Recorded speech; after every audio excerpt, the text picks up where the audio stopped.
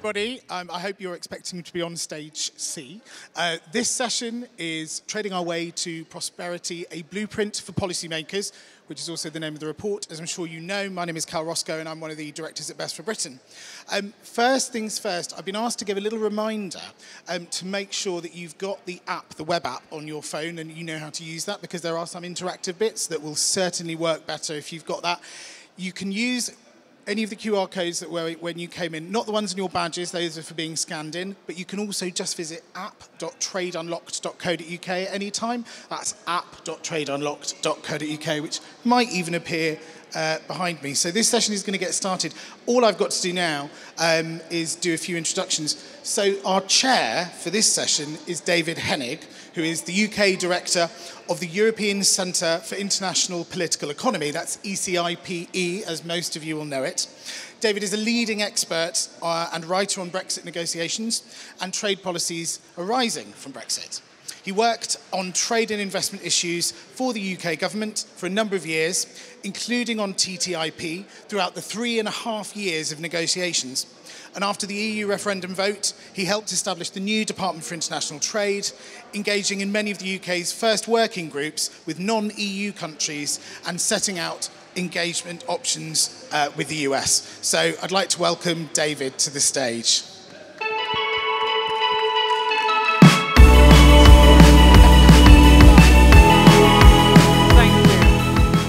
Thank you, Cal. The microphone does clearly work, so I'm now going to bring on the panel. We are going to talk about this report, which I have a prop, so that's good. So in this order, if I can invite members of the UK Trade and Business Commission. First, Tamara Djindjic. Got the name right, I've got a nod from that, who is the CEO of Fashion Roundtable. I will introduce her properly in a moment. Deborah Annetts from the Independent Society of Musicians. It's all rather sort of mastermind-like. I know. Next contestant is Hilary Benn, the co-convener of the UK Trade and Business Commission.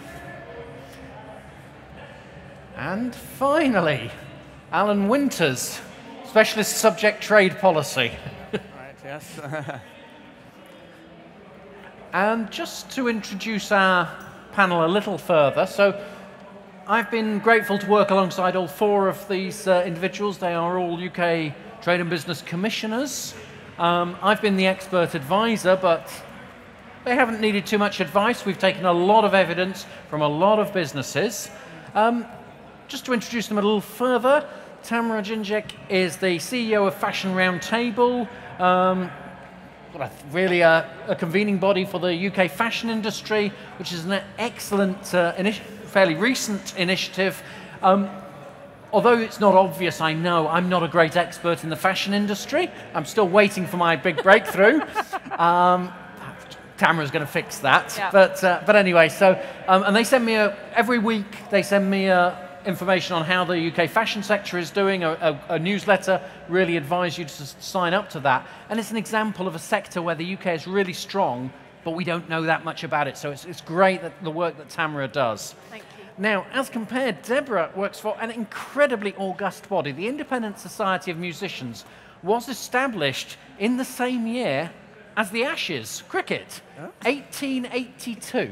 Good grief. So this is a venerable body. The list of past presidents is a who's who of music in many respects. Incredible body. Deborah has been CEO since, I think, 2006? Eight. Oh, nearly got that right. Great body.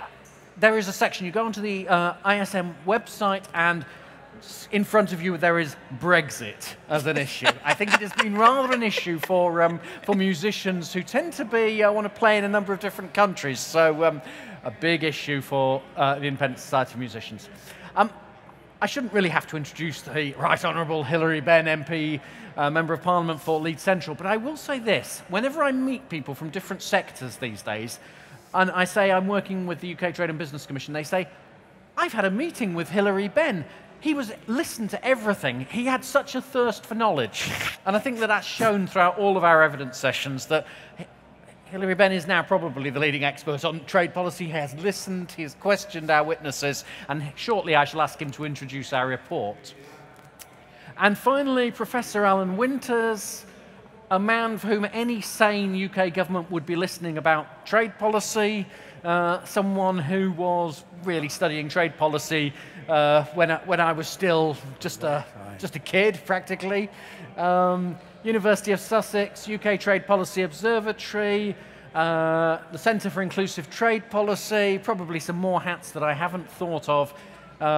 A great expert, someone who should be, as I say, listened to by the UK government. Sadly, not enough. But we have the benefit of Alan's wisdom now, and I will put that to the test. Now, I'm running a little ahead of time, but we have a first polling question. So if your app is working, the polling question would be, and this is one of our key recommendations, the UK should be aligned with EU regulations where beneficial to the UK's economic interests. So, could you, if you go to our session and then you click on it, you should come polls and you should be able to see, and you're invited to agree or disagree on a scale of 0 to 5, and nobody's found it yet. Oh, 4.9, yes. Oh. We are, looks to me, 4.89. It looks to me, Hillary, as if our audience like this. Yeah. They like alignment. So there we go. We've got 4.92 score. Excellent. On which note, Hillary, can I invite you to outline our main findings from the UK Trade and Business Commission from this report, starting, well, wherever you like, really, for a few moments. Enlighten us further. Well, David, thank you very much indeed, and thanks everyone for coming. We set up the Commission because we thought somebody ought to be looking at how our new trading relationships are working or not working, and that's what we've been doing for the last 2 years. And what you find in the report that we published, 3 weeks ago, is our attempt to distill all of the evidence we've had from so many organisations and bodies, many of whom who are here today. The first key recommendation we made is the subject of the question that David has just put. Should we, except where it's in our interest to do something different, should we generally align with EU rules and standards, which is what we did throughout the entire period of our membership of the European Union? And we make that recommendation, one, because although there's been a lot of talk by some people about diverging from EU rules, when you actually press those who argue for that, they give very few examples of what it is they think they're talking about. And so that's the first reason. The second is that if you're exporting to the EU and the EU regulations and standards change, what is a satisfactory washing machine, you're going to change to meet the EU rules, because otherwise you're not going to be able to export to EU countries anymore. So industry is really in the lead. The third reason is that a number of the difficulties with our current trading relationship with the EU that Nick Thomas-Symonds and others have referred to in the speeches earlier today will be made easier to solve to the extent that we do remain aligned. Now, there is a debate about sovereignty, but the fact is we're free to decide what we want to do. And if we choose to pool our sovereignty with others, when it comes to regulation, that would be, we think, a really good idea. So that's recommendation, the main recommendation, number one. The second is we need a place in which we could talk to the EU about regulatory cooperation. We have the TCA. It's up for review in 2026. There is a partnership council. It hasn't been meeting a huge amount because political relationships with the EU have been pretty bad because of what happened over Northern Ireland. The Windsor Framework is a good step forward, and we need a place to talk about this to try and get the kind of veterinary agreement we heard about. The third big recommendation we've made is we think we should establish a UK Board of Trade to do for trade what the OBR, the Office for Budget Responsibility, does for economic policy, to assess, to analyse, to produce figures, to make recommendations, truly independent, to hold us all to account, including government. And the fourth big area is we want a visa system that really works for Britain. And we've got a lot of recommendations in the report there which you can look at. What we're proposing is a menu of ideas that any government can pick up with and start talking to the rest of the world, but in particular to the EU about. And that, in essence, is what the report is saying. Well, that's a great summary. So let's go into a little bit more detail in a couple of the sectors we have represented. Tamara, what does the fashion sector need, and how will it be met, those needs, by the recommendations in this report?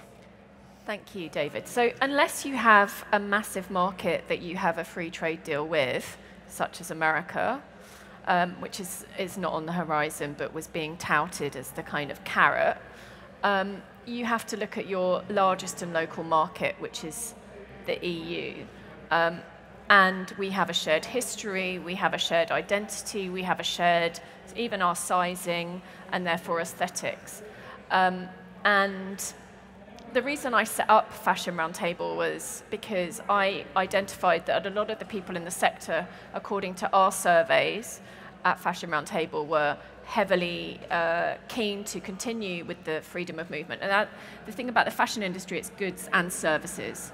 So not only are you traveling for work, because there is just not enough of a market for the talent that we create here, thanks to our brilliant universities and our fantastic heritage of having great print media and our market, but there just isn't enough work here to support the talent that we have. So you have had to work globally.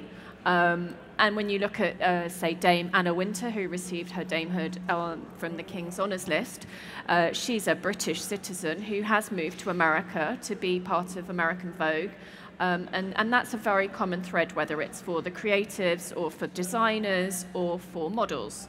So what you've seen is a diminution of the UK talent who are either moving to various territories, but also there was a lack of join-up of the opportunities for UK manufacturing and the necessary education that was needed to support domicile workers taking those jobs and aligning that with Brexit. So the primarily Lithuanian manufacturing garment workers who are highly trained have not been offset with the rollout of the T-levels, despite the likes of myself and others saying, but surely you would align the opportunity for onshoring with the talent being educated in the necessary skills. So there's been a lack of join-up, and what we've seen is an ever-increasing exodus of talent. We've basically gifted our industry to Paris. It's like we've gifted it. They didn't even hustle for it. And at the same time, you've had countries such as Portugal offering golden visas to support manufacturing, where there is a massive domicile talent who are educated in the necessary skills. So along the line, without the join-up, there's been a lack of clarity or strategy to support what was a burgeoning opportunity for onshoring. Thank you. Thank you. We're getting a little bit of noise just coming in from the plenary stage. I've just asked if somebody, but also if our people over there can just report that perhaps if they could turn their volume slightly down, then that might be helpful. Deborah, same really for musicians, but I think visas is even more central in your area. So talk to us a little bit about mobility. Mobility. Well, musicians are basically mobile. If you think about your average musician from the 12th or 13th century, so think about the troubadour moving across Europe, he or she was not coming across visa issues. When you think about the great composers of the 18th century like Handel, he did not have to deal with tier 5 or permitted paid engagement rules. You know, and we are the beneficiary of that in Handel's wonderful works. So musicians traditionally have always regarded themselves as global because music is a language unto itself. You can go wherever, you can perform, you don't need a language much, you just need your voice or your musical instrument, and off you go. And we know from our membership and from musicians across the sector, they were earning 30 to 40% of their income from working in Europe. Why? Because it's easy to get to, literally. You get on Eurostar with your guitar and off you go. Well, that was before the Trade and Cooperation Agreement. In 2016, we did our first Brexit survey. I liken it a bit to the film Sharknado. For those of you who don't know Sharknado, it's various films with sharks heading into the sand or into an iceberg or something like that. And basically, each of our Brexit reports has demonstrated the situation gets year on year worse and worse. We're just going to release Brexit 6. I told you it was like Sharknado. And it will be even worse. Musicians are basically giving up trying to work in Europe. Many of them are relocating to Germany or Italy or Ireland, anywhere where they can work easily. And that is compounded by the fact that there is simply not enough work in the UK as a result of all kinds of policy decisions, from the Arts Council to cost of living crisis, etc. It's not a good place for somebody in the arts to work, so creatives will move. Yeah. When creatives are asked, musicians are asked, will you choose your nationality or your profession? Yeah. They will choose their profession, so they leave, Yeah. and we will be poorer for it. The issue facing musicians now are multifold. The first one is mobility. We were told back in 2019-20, don't worry about this, it's all going to be sorted by Mode 4, we've got it totally organised. And we tried to find out from DCMS what that meant, but nobody could tell us. But we were told, don't worry, it's going to be in the Trade and Cooperation Agreement. So when it came out at the back end of 2021, I remember this very clearly. It was right at the end of December, and there was me kind of going through one of the appendices, trying to find the various categories which would have this Mode 4 attachment, and there was nothing there. There was nothing there about creatives or musicians. We had been utterly misled, and then the trouble started. So how are musicians actually going to be able to move across from country to country when every country has its own specific visa and work permit arrangements? And in Germany and Belgium, the states, each individual state has a different set of rules. So if you were an opera singer starting out on your career, you could just do a jump in and take advantage of somebody else with a sore throat going sick, so you could perform on a world stage in Vienna. No more. There's the 90 and 180-day rule, which is affecting musicians. They can't easily take large bits of equipment with them because that requires a carnet. Yeah. There's issues around something called CITES. I had no idea that we were going to be dealing with DEFRA, which is a very difficult experience. DEFRA has a glacial, I would say, glacial rate of progress as we tried to communicate with them about ivory in bows and why couldn't we go through Eurostar as a designated port. You wouldn't believe it. You wouldn't believe it. So Border Force said, we'll do a survey. So with our friends at the Musicians Union, we did a survey. We did everything. Everything they asked us to do, we did. Answer came back, no. So this is the UK government supporting trade. There are solutions out there, like Eurostar being a designated port, like making carnets exempt, like the visa waiver agreement, which Cabinet Office officials said to us in October 2021, worked legally. There was absolutely no issue with them.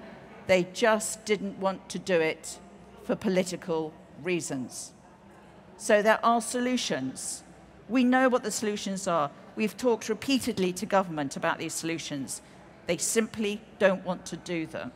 And our trade suffers as a result. I think as well, to add to that, is that it can be said, oh, it's just the creatives. You have to understand that money follows creatives. You go to Frieze Art Fair any September and all the investors are there. It's a massive driver for banking, for hedge funders, for all of those industries, they have invested in the arts. And it seems at odds with a government who we've all had lots of meetings with, who tell us one thing and then don't take the solutions that we will all have spent a lot of time working on to offer them. Well, of course, this is the part of the UK's services success story. Yeah. And it's often not thought of in this way. We talk about financial services or business services. Very rarely talk about music or fashion or associated, and there are many associated trades. Financial services invest. What Yeah. do they invest in? They invest in what's exported to them, which has been the creative industries. And, Deborah and and then I I shall just come want bring to in Alan. finish. I'm just going to finish by saying it's a really important point that Tamara has just raised. The financial services are worth £116 billion a year. Financial services, £116 billion. Creative industries, £116 billion. So Yeah. you would think someone in government would care. Yeah. That's why we're here today. So, Yeah. and we have recommendations for that. Now, Alan, bring us the benefit of all of your experience. We have a lot of recommendations here. We think we can make things better, but how much better will all these recommendations bring us? How many trade barriers can we remove? And frankly, how many will still be in place? Yes, thank you. Good question. I'm not sure there are very good answers. This is not a question of economic forecasting. Is GDP going to go up in the next quarter or down in the next quarter? We're looking 10 years ahead with all sorts of uncertainties. The place I'd start to answer this question is to say, well, how much damage do we think that Brexit did? OBR says 4% of GDP. My guess is in the long run that will turn out to be a bit on the low side. But that's the sort of order of magnitude we're talking about. And you know, I've heard people say, oh, 5%, I mean, what's the problem? Open your wallet, give me 5% of what's in there, and I'll lose it. How's that? It is a big number. Governments used to lose elections on 0.5% of GDP. So we're talking about something like 5% from Brexit. The proposals in here do not undo Brexit. I mean, I think we have to be really clear. They're intended to be a series of recommendations, each of which is conceivable, looks feasible, if there is willingness. My guess is that alignment with Europe, including the Regulatory Council, improving the TCA, will get us about half of the Brexit cost back. The reason I worry that it won't go further is the following. The issue over many of these regulations is not just do you align, but have you proven, is it guaranteed that you align? Yeah. And the EU basically says, we're delighted you're aligning, but on this consignment, and the next one, and the one after that, you are going to have to prove it. Paperwork, uncertainty, and so on. And so a lot of the ease of trade within the EU was, I don't have to think about this stuff. You know, I obeyed the directive or the regulation from the year before last, and that's it. I'm British, I'm in the EU, they know that I'm producing to those standards. No longer, you have to prove it. So that's why I don't think we would get back more than about half. The visa schemes are important, but as we mentioned in here, Nick Simmons-Thomas mentioned, it does need to go with a serious skills strategy. If we upgraded skills training in a serious way, I don't mean by the next election, I don't even mean by the election after next. I mean over a 15-year period, a really serious education and skills program, that will certainly add something to GDP. And of course, if you start to move some of the frictions with Europe, then you are in with a chance of increasing investment. We know that foreign direct investment has been down, at least in greenfield sites. Mergers and acquisitions, selling off the family silver has done okay, but not sort of real investment. But British firms as well. Would you invest with this uncertainty? So in a sense, calming the atmosphere, cleaning up some of the frictions will also give us a boost. So I think those are the sort of components. And my guess is if we implemented most of this, we'd get back something like half, maybe slightly more, of what we have given away. That's pretty good, actually, Alan. I think I would have been less than half, so I'm quite encouraged by that number. Now, we're going to do another poll in a couple of minutes, and then I'm going to invite some comments, feedback, questions, because as was emphasized about 36 times already, this is all about hearing from you as well as us talking. We've heard from a lot of people already in putting this report together. So I'm going to do that after the poll, but just wondering in response to what Alan just said, any of the three of you, how does half of what we had, how does that sound to you? Is that... Well, I don't know. I mean, if you tell a musician they can have half of a career, I don't think they'd be desperately impressed. They want to be able to work. They want to be able to perform. They want to be able to collaborate and produce new music for all of us to enjoy. And I'm not sure half of that is quite good enough. I think it's fabulous for all kinds of areas, but for the creative industries, we need to get back. And that's quite a lot of work even to get there. I mean, there's 114 recommendations. This is true. And as a commissioner, I listened in horror at the evidence coming from those working in agriculture and in fishing as to what had happened to their industries post-2016, 2021 with the impact of the TCA. And in particular, the fishing industry that thought it was all going to be fantastic, and now their shellfish is dying in lorries as it tries to make its way across to Paris, was really heartrending. So I'm not sure, is that going to give us 50% on the crayfish? If the agreement is indeed with a veterinary agreement that covers shellfish, including the quality of the water they're fished out of, then indeed, in principle, the lorries can get back to the old system. Right. So much of this does depend on implementation. Right. Hilary, I was going to ask you, from a political point of view, from the point of view of a former Secretary of State, can government do all of this? Can they implement all of our 114 recommendations, or how long might all of that take to do it? We've given them quite a programme, potentially, for any government that wants to take this forward. Well, the government can ask, but in respect of the EU has to reciprocate. And the problem we've had thus far is basically a complete lack of trust in the British government, because the reason why the Northern Ireland problem mattered is the government had signed an agreement and then introduced legislation to rip it up. And so the EU sits there, and I've had lots of conversations with people in the Commission and politicians, and they say, how do we know whether we can trust your word? So it's done a great deal of damage. Now, the Windsor Framework is a really important achievement, and I pay tribute to the government and the EU for what they were prepared to agree to.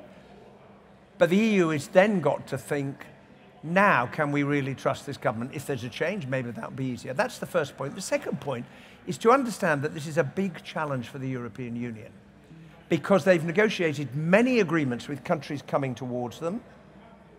Look at the EU-Ukraine Association Agreement, which we examined on our original select committee. They've never had to negotiate a deal with a big member state that's walked out. And it's quite difficult for them, because there will be voices in Europe who will say, well, you want to do this, but seems to us you're trying to have your cake and eat it.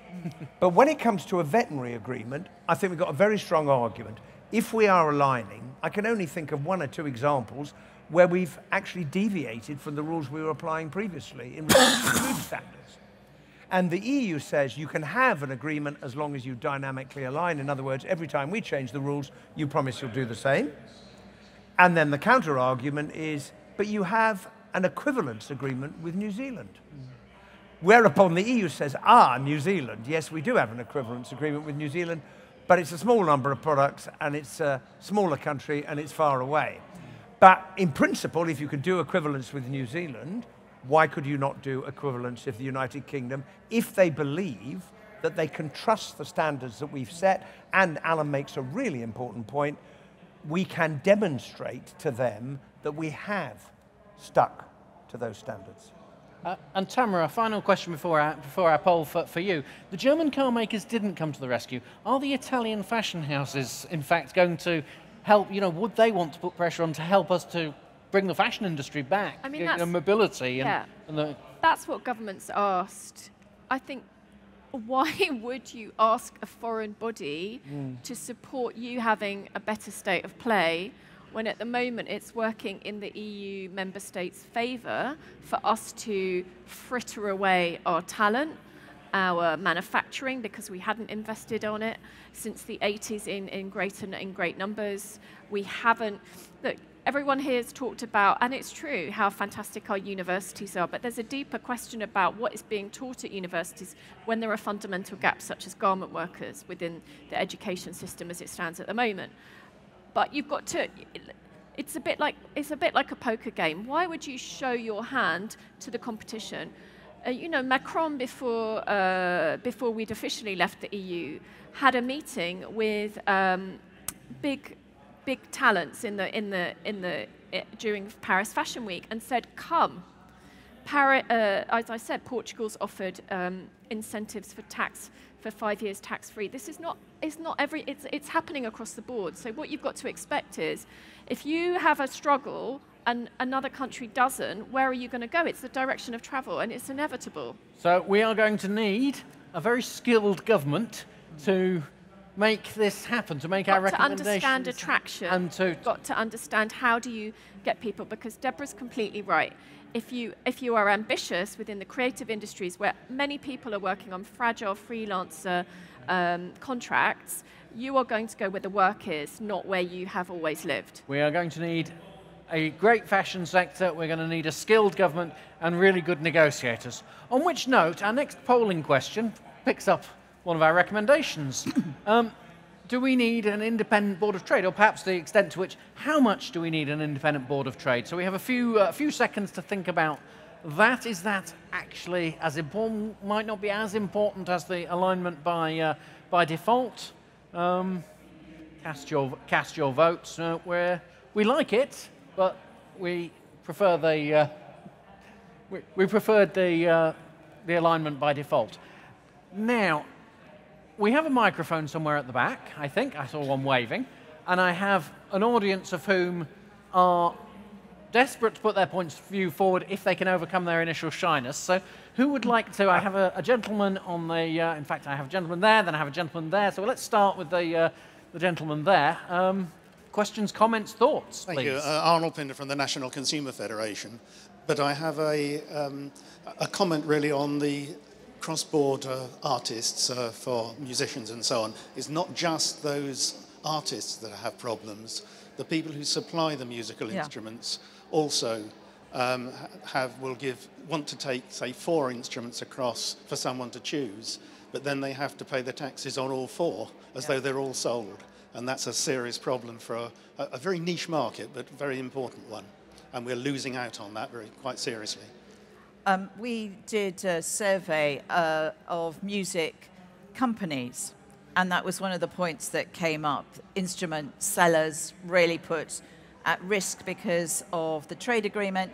We've seen quite a lot of relocation of music businesses into the EU or setting up a subsidiary into the EU, which of course, again, is taking away GDP from our country. So you're absolutely right. And also there's all the tech that goes with it and the big transporting lorries and vans, etc. We've lost all of that business now. Yeah, all the trucks now coming out of Amsterdam. And it is a reminder that trade issues, we often express them, we just renegotiate the TCA or whatever. Each trade agreement is composed of kind of hundreds, thousands of individual issues. Alan will know this well. Gentleman in the second row, please. Oh, is it on? Try again. Oh. Yeah. Okay, yeah. My name is Temilorun Komolafe, but my preferred name is TDV. Yeah, so I fully understand where the bread is coming from. As a lawyer, as a young lawyer myself, and an aspiring musician, Afrobeat. I just have a few questions, just one.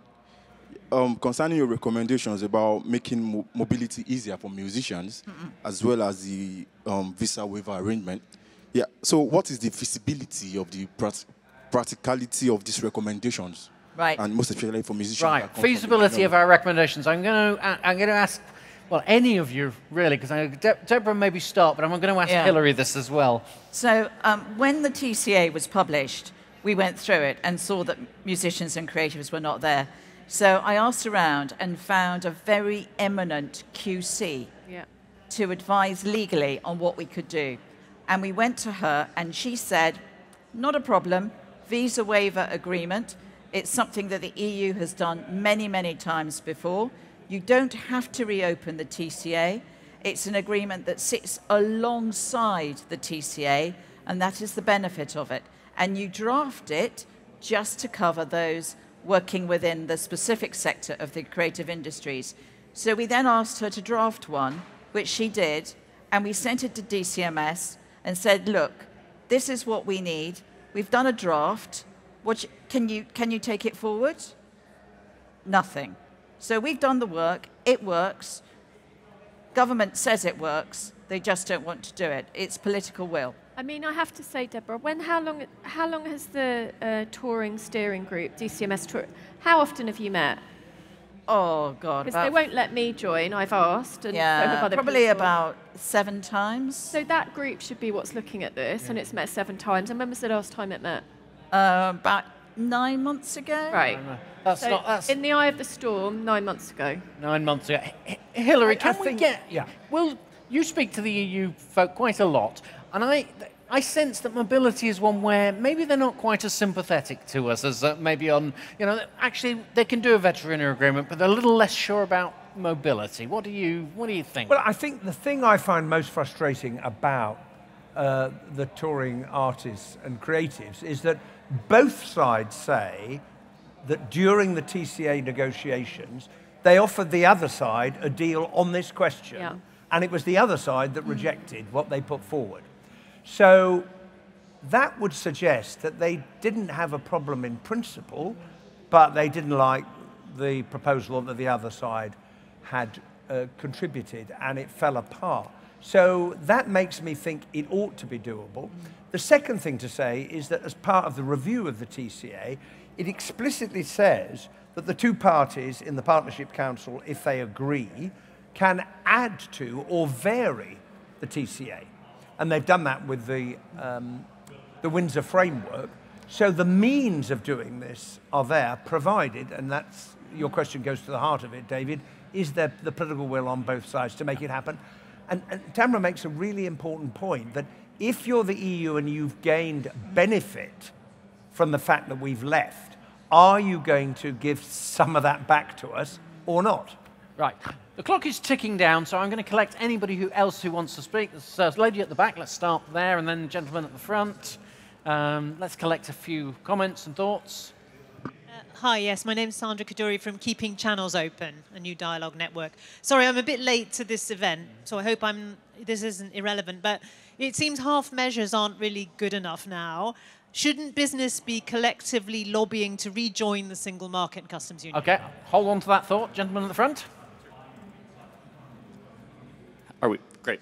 Hi, Hunter Matson from the Institute of Export and International Trade. So I appreciate all of the challenges around mobility and around the carnets and around the CITES compliance, but are those not compliance requirements true for musicians and artists doing traveling around the rest of the world? So is the real issue here the volume of maybe travel between the EU and the UK rather than all of the requirements that these individuals have to meet? Right.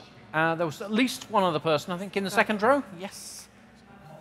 Thank you. I'm Mark from the Nuffield Trust, which is a health think tank.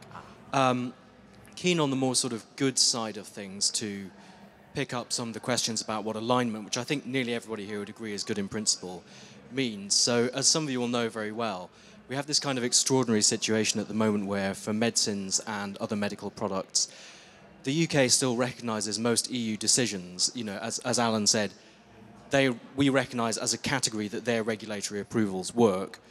but not the other way round. And in a way, that's optimal in terms of getting products in the NHS needs. But it is a bizarre situation in some ways for a country to be in, to have outsourced its regulation of these very sensitive products to its neighbours. And it carries potential risks that there's obviously a lot of incentive to do your regulation in the EU. And from the EU's point of view, there's not a huge amount to be gained in terms of exports from agreeing to recognise both ways. So I wonder if there are any reflections on that model, you know, how much good adopting and keeping that would do in terms of winning back some of the damage from Brexit, or whether we need to look for another sort of equilibrium. Okay, any more thoughts or comments? Okay, for the moment, Alan, I'm afraid because you haven't said as much, I am going to put the question from the back to you. Okay, instead of doing this, what if we just said, let's rejoin the single market? I mean, you know, what's the difference between what we're saying and kind of, if you like, the next step? Okay, so I'd be very happy if we did that. I think just the question really is a feasibility one. And these are, in a sense, political questions on which, as a mere academic, of course, I wouldn't have expertise. The essential problem is we had a process, it was flawed, we may disapprove of it, but in a sense, it's happened. And I think that the politics of reopening a sort of re-entry would be extremely difficult and extremely divisive. Remember also that the EU basic rules are you rejoin, you accept the euro, you accept Schengen. Two things which we were pretty happy not to have. So my own inexpert judgment is that the politics would be too difficult and we could end up fighting ourselves for another 5 or 10 years and then end up with even worse a position. Yeah. Because remember that the trick on one side of that debate is to monster the EU. In other words, if we have that debate and we tear ourselves apart with it, half that battle is going to be insulting the EU. And so it will get worse. So I think, in a sense, we've crafted this actually to try and be fairly practicable. I do think we have to think harder, we have to think harder. What does the EU get out of this? Because in a sense, this is what we want. Some of it is what we can do anyway, and we just need to do it. But some of it does depend on their acquiescence, and we do need to think, how can we tempt them with our offer? That was a great lead into a polling question we don't have. So instead, we've got the polling question, the final poll that we do have, the final question, which I think is actually going to be visa policy, which we haven't talked about very much. This is something the UK could do. Should we develop a more flexible visa policy to mitigate labour shortages? So this is not about negotiating with the EU. This is, should we be more flexible? Should our Home Office be more flexible? No big fans of the Home Office here. Amazingly enough. Someone. Someone.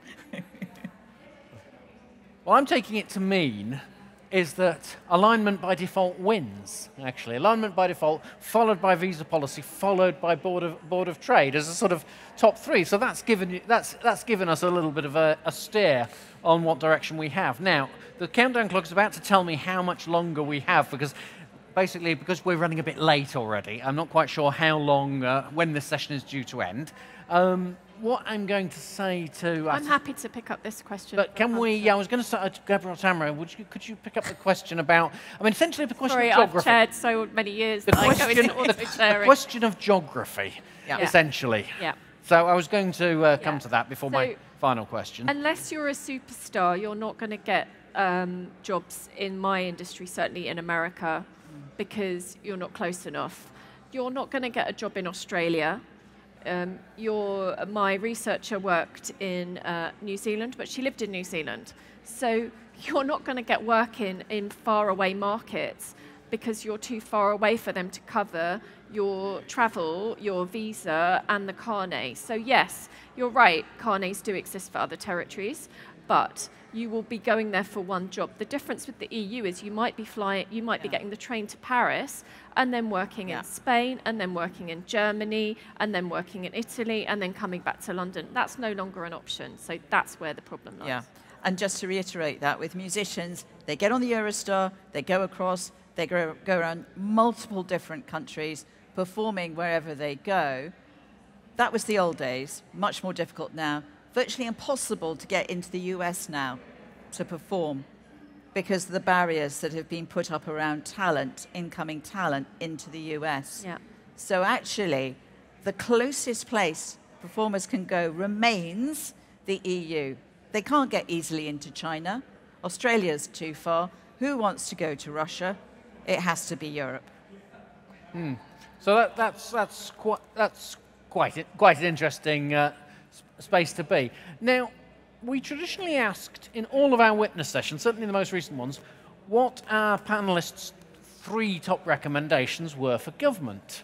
And so I thought I'd turn the tables on you all and say, right, we've got a pile of recommendations, but what are your 3 top ones? And I'm going to turn the tables first on Hillary, because he was the one who put this with quite great glee to most of our witnesses. Well, I'd say very simply, please read our report, absorb our report, and implement our report. I'm not going to let you know, 3, but 3, you know. If you Well, I set out the 3 key areas, alignment and a Board of Trade and a Regulatory Council, because I think together that would give us the best chance of making progress with the EU. Now, Deborah, I'm going to make this slightly hard on you as well. Because give me your top 3, but at least one of them doesn't apply to your own sector. So what would be that's actually really easy, because having talked to government now about various policy issues, I've become really concerned that nobody seems to be thinking about the bottom line and a joined up industrial strategy or education strategy at all. And somehow we have to get back to thinking, okay, what policies work for UK GDP across various government departments?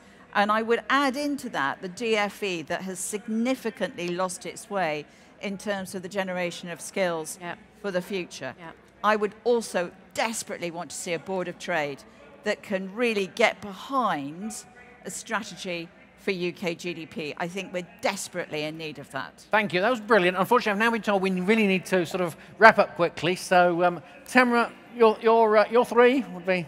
Tax-free shopping back and offer it to EU nationals so they can shop here and enjoy our hospitality and tourism as well. Extended producer responsibility, which the EU and the US are both looking at. And STEAM education, reheroing the arts back into our education system. Alan, final words for you from the... So I would vote for alignment. I think that's really critical. I would also vote actually for skills. And on the Board of Trade, I would have a Board of Trade, but the really important thing is that it actually be effective and independent. The government has already massacred the Trade Remedies Authority, which is set up as an independent body, and the Board of Trade somehow needs to be protected from that. Excellent. And that's so we can have a sensible conversation after 7 years, 8 years of shouting at each other. We look forward to a sensible conversation, but I think our panelists have done a great job, so if you can David. join me in thanking them, and thank you for your contributions as well. And if you need to grab us in various breaks, please do. Thank you.